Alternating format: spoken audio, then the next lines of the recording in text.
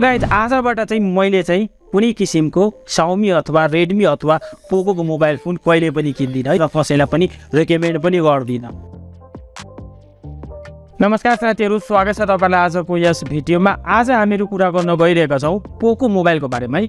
तपाईसँग पनि यदि Poco को कुनै पनि मोबाइल छ, जस्तै कि मेरो हातमा तपाईले हेर्न सक्नुहुन्छ, यो Poco को X3 मोबाइल फोन छ, तपाईले हेर्न सक्नुहुन्छ। लगभग 2 वर्ष भयो यो मोबाइल फोन मैले युज गरेको। अब यो मोबाइल फोनमा साथीहरु एउटा ठूलो इस्यु आइरहेछ है।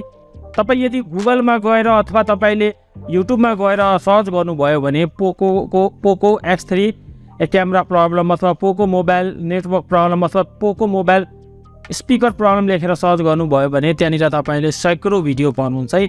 अब यहाँनिर साथीहरु के भइराछ भने मैले यो फोन किनेको लगभग 2 वर्ष भयो। 2 वर्ष चाहिँ एकदमै मजाले चल्यो र रिसेन्टमा पोकोले एउटा अपडेट पठाएको थियो है। MIUI 14 point कतिको अपडेट छ त्यो पनि म तपाईलाई देखाइदिन्छु है। र मैले यो अपडेट चाहिँ गरेको थिएँ 13.1 अपडेट जुन मैले गरेको थिएँ। यो अपडेट गर्ने बित्तिकै साथीहरु यहाँनिर मलाई एउटा ठूलो प्रब्लम के आयो भने मेरो मोबाइल फोनको क्यामेरा काम गर्न छोड्यो। मेरो मोबाइल फोनको जुन क्यामेरा छ साथीहरु, नर्मली अहिले मैले आफ्नो क्यामेरा खोले भने यो तपाईले हेर्न सक्नुहुन्छ, यो चाहिँ मेरो पछाडीको क्यामेरा चाहिँ मस्त तरिकाले अहिले वर्क गरिरहेछ है। म तपाईलाई देखाइदिन्छु, वेट है एकैछिन। सो यो जुन अगाडिको पछाडीको जुन क्यामेरा छ त्यो पनि एकदमै राम्रो तरिकाले काम गरिरहेछ। तर साथीहरु जब यो क्यामेरालाई म चाहिँ फ्रन्टमा शिफ्ट गर्छु, यहाँनिर हेर्नुस्, फ्रन्टमा मैले यसलाई चाहिँ युज गरिरहेको छु।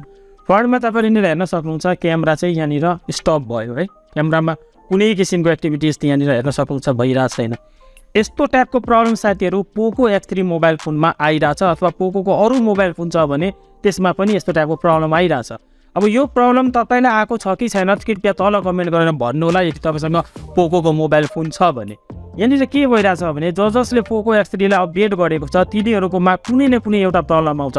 कसैको मोबाइल फोन नै डेड भइहालेको छ, कसैकोमा क्यामेरा काम गरिरहेको छैन, कसैकोमा नेटवर्क आइरहेको छैन, कसैकोमा ब्लुटुथ काम गर्दैन र कसैकोमा कानको स्पिकर काम गर्दैन। अब यो मोबाइल फोन साथीहरु सो यो लन्च हुने बित्तिकै मैले केही दिनमै नै यसलाई चाहिँ बाइ गरेको थिएँ र यो मोबाइल फोन एकदमै बवाल छ के।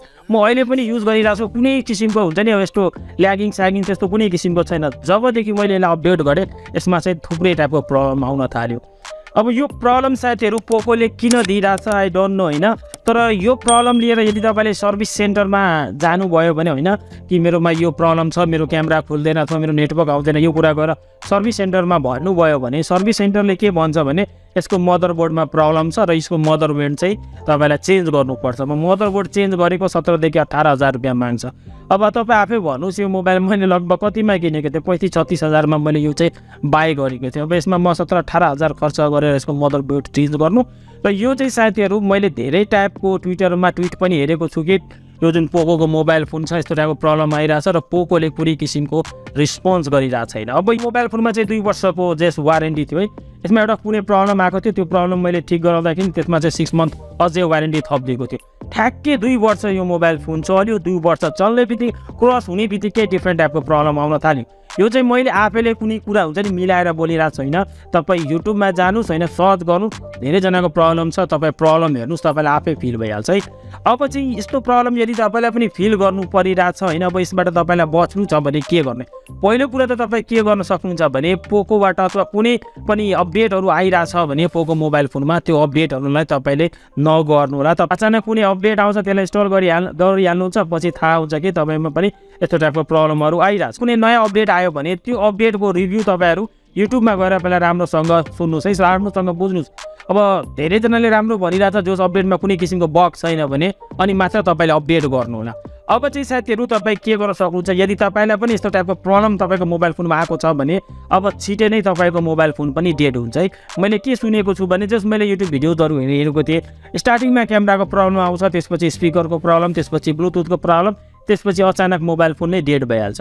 अब यो डेड भइहाल्यो भने त हाम्रो सम्पूर्ण डाटा जान्छ। सो अब यस्तो अवस्थामा तपाई के गर्न सक्नुहुन्छ भने तपाईसँग Poco को मोबाइल फोन छ भने त्यसमा भएको डाटाहरु तपाईले कुनै ठाउँमा स्टोर गरेर राख्नुस्, किनभने कुनै पनि बेला तपाईको मोबाइल फोन अफ हुन सक्छ है। धेरै टाइपको कुराहरु मैले युट्युबमा सर्च गर्ने हैन, Poco मोबाइल प्रब्लम बांग्लादेश लेखेर सर्च गरे, त्यहाँनिर पनि मैले एउटा दुईटा भिडियो भेटाए। त्यसपछि Poco मोबाइल पाकिस्तान लेखेर सर्च गर्दा पनि मैले त्यहाँनिर पनि 1-2वटा भिडियो भेटाएँ, जस मैले ट्विटरमा पनि धेरै मान्छेहरू भेटाएँ जसकोमा चाहिँ यस्तो टाइपको प्रब्लम आइरहेको। गाइज आजबाट चाहिँ मैले चाहिँ कुनै किसिमको Xiaomi अथवा Redmi अथवा Poco को मोबाइल फोन कहिले पनि किन्दिनँ है।